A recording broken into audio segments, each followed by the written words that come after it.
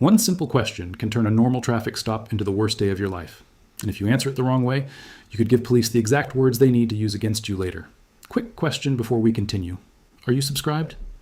Because what I'm about to reveal could save you from serious legal trouble, huge legal bills, and years of stress.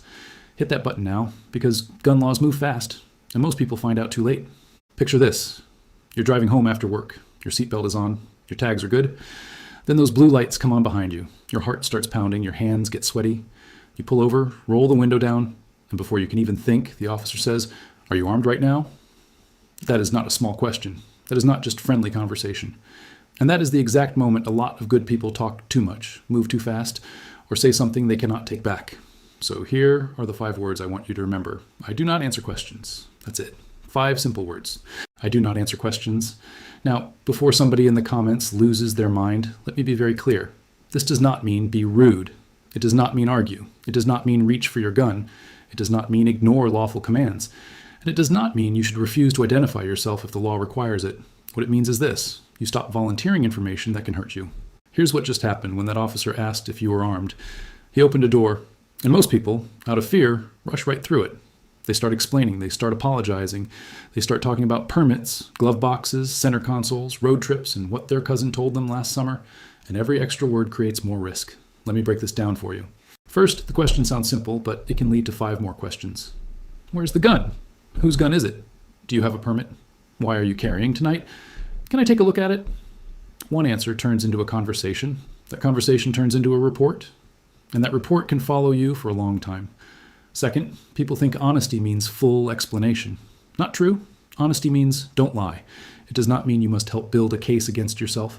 Those are 2 very different things. Third, silence by itself is not always enough. Courts have made clear that in some situations, you need to clearly assert your right instead of just sitting there looking nervous. That's why those 5 words matter. They are short, clear, and hard to twist. But here's the crazy part. The right answer is not just about the Constitution. It's also about state law. Because in some states, if you're carrying, you may have a duty to inform an officer right away. In others, you only have to tell the officer if asked. In others, there may be no duty to inform at all. That means the person telling you, "Never say a word," could get you in trouble.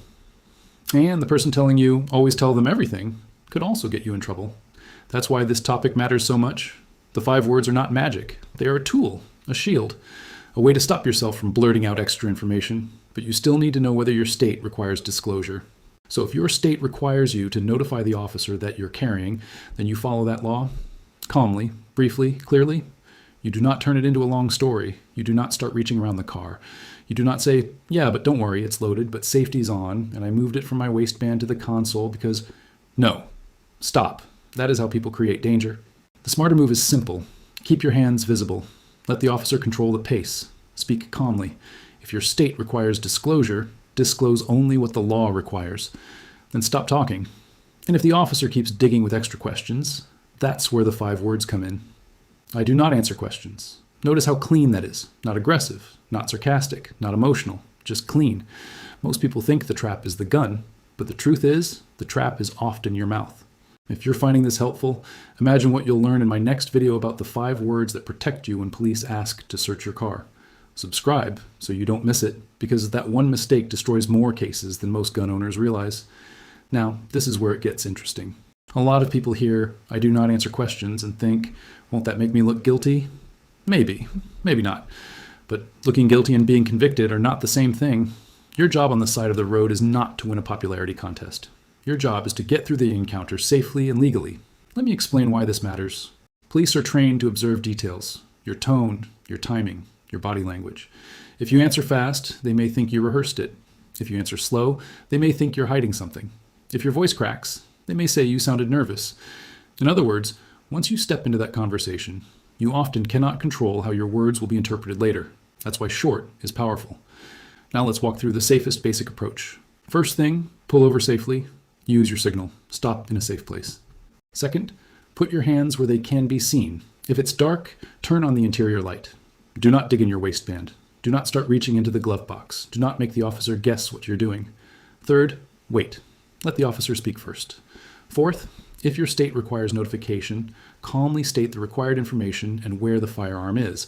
Then ask how the officer wants you to proceed. That last part matters. You're showing control and respect without giving a full interview. Fifth, if the questions keep coming, use the 5 words. I do not answer questions. Here's what most people get wrong. They think if they're legal, they have nothing to worry about.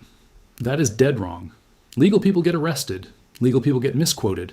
Legal people get charged and then spend months proving they did nothing wrong. Being right does not protect you from the process. And the process is the punishment for a lot of people.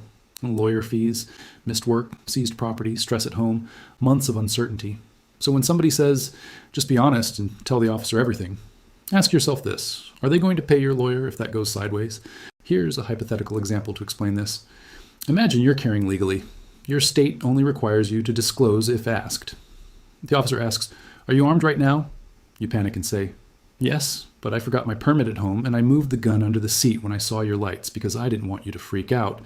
Now, maybe every piece of that has an innocent explanation, but you just handed the officer a messy set of facts that can sound terrible in a report. Now compare that with a calm, lawful response. Hands visible, minimal movement, required disclosure if your state demands it. Then, I do not answer questions. See the difference? One response creates a story, the other creates boundaries. Now, quick legal note. This is educational information, not legal advice. Always consult an attorney for your specific situation. And there's one more piece people miss. In some states, during a lawful stop, police can require you to identify yourself.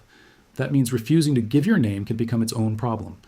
So don't confuse I do not answer questions with I refuse everything. Those are not the same. You can comply with lawful identification rules and still refuse extra questioning. That balance is what smart gun owners understand. Not panic, not ego, not internet myths, just control. Hey, 73% of people watching right now aren't subscribed. Don't be part of that group. Join the gun owners who get these updates first, because one small legal myth can cost you more than the firearm you're carrying. Click subscribe. But wait, there's something even more important. What if the officer says, I'm not asking for a story, it's just a yes or no question? Are you armed right now? This is the part that shocks people. A yes or no answer can still hurt you. Why? Because yes confirms possession. No can become a false statement if it's not true. And a false statement to police can become a whole new problem very fast. That's why the 5 words work so well. They avoid both traps. They do not give a false answer, and they do not give the officer an admission beyond what the law specifically requires. Now let's talk about passengers, because almost nobody does. Imagine you're riding with a friend. The car gets stopped. You, or the passenger you're carrying, the officer is focused on the driver, but then turns to you and asks, are you armed right now? Your rights and duties may still depend on your state's disclosure law and the facts of the stop. So don't assume passenger means no risk. If your state requires notice, follow that law. If not, don't start chatting just because you think you're not the target. Here's another common mistake. People think they need to physically prove they're safe by reaching toward the gun and saying, it's right here. No, absolutely not. Never make sudden movements toward a firearm during a police encounter. Words first, movement only when instructed. Slow hands save lives. Now let me give you a simple script you can actually remember. If your state requires disclosure, say something like this in a calm voice. Officer, I'm legally carrying. The firearm is on my right side. My hands are on the wheel. How would you like me to proceed? That is clear. That is respectful. That is safe. Then if the follow-up questions start rolling in, you go right back to the boundary. I do not answer questions.